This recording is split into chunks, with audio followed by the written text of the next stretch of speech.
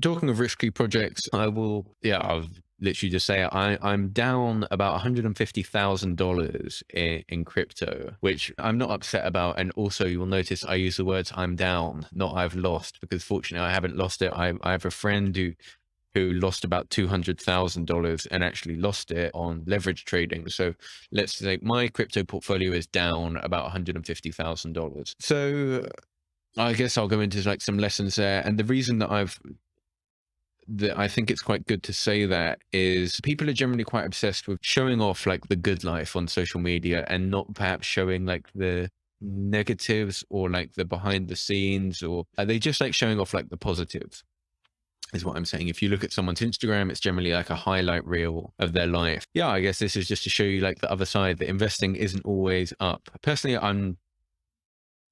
it is upsetting if I look at my balance that I had and then what I have now, but I'm not actually upset about it because I still have the same number of assets and the same assets that I had then and that I do have now. The only difference is that if I wanted to trade them back into a fiat currency, I would get significantly less value than what I paid for them.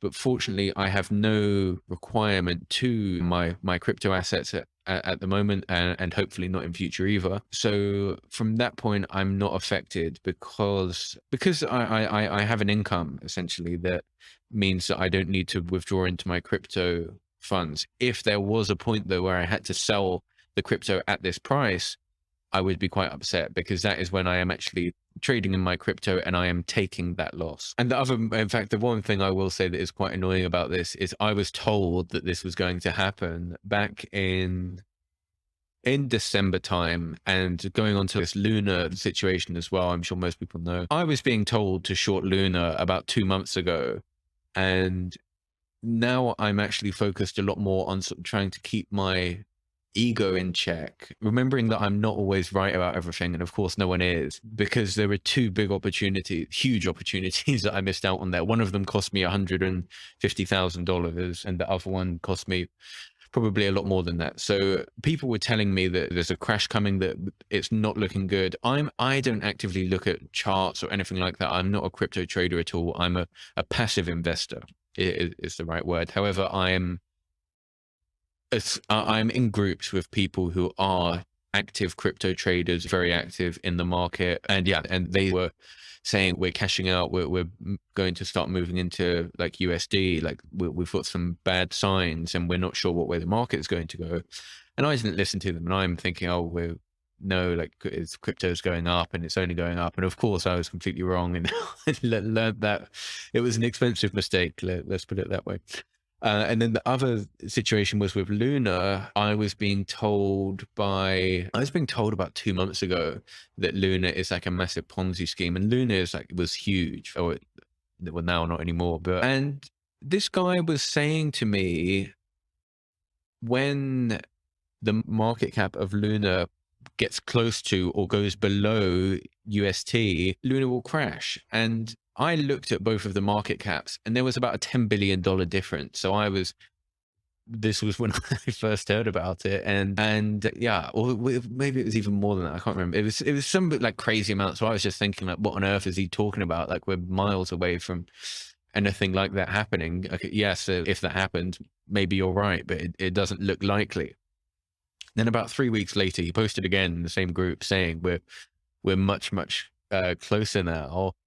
And I can't remember the exact numbers. And so I looked at it again and I thought we're still miles away. And then 2 weeks later, this happened. The whole crash happened. And yes, like I believe they're saying there was like an attack, and that is what actually caused this crash, and it was done in a very smart way. But this guy was completely right, and he was shorting Luna months ago. I've got no idea how much money he made, but I imagine it was a considerable amount. Even people that got in on shorting Luna during the actual crash itself with leverage on. I saw a screenshot somewhere of some guy who turned $3,000 into 600K. Sorry, it was $300, I think it was, actually, into 600K in a tweet from shorting Luna with 150x leverage or something like that. And like his reply to his own tweet was, I wish I did 3K. So yeah, people made huge amounts of money there. And I had never actually shorted a project before as well. So I was like scrambling around at the last minute, trying to get in on the action. Of course, I was miles too late and should have acted weeks ago. So I think the two lessons there are: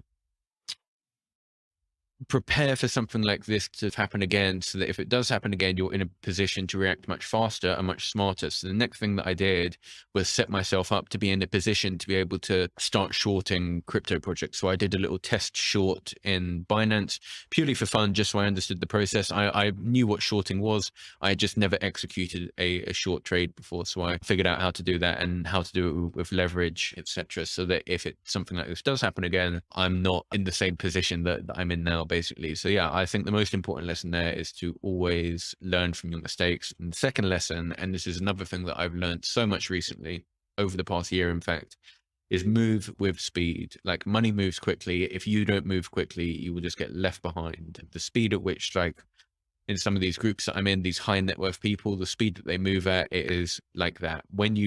Now I have a little motto that I read to myself: whenever I think I'm moving quickly, I need to move 2 times faster. It needs to be like my life is in fast forward, and that there's constant activity and action happening within my life. So yeah, that was like one point. Look, I'm still like a huge fan of crypto. I absolutely love the fact that you can own your own money. I think that's a huge benefit, that like someone is not that a bank isn't able to stop you taking out money.